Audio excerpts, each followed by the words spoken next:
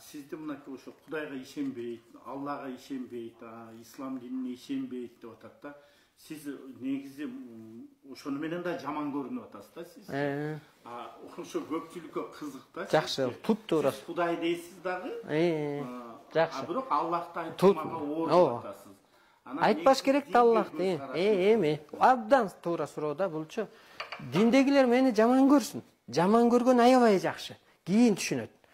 Мындай деп айтылат. Так айтайын, жазып да берейин. Бүгүнкү күнгө чейин бул мындай ааламдын берген билдирүүсү, менин сөзүм эмес, окумуштуу катары айткан жокмун дейт.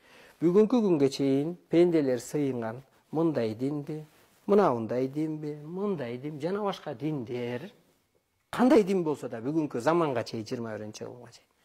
Ислам диниби, кандай дин болсо да, буддизмби. Диндер, ар кандай диндер. Ыйык аталган улуу касиеттүү пайгамбарлар, Муса, Иса, Мухаммедпи.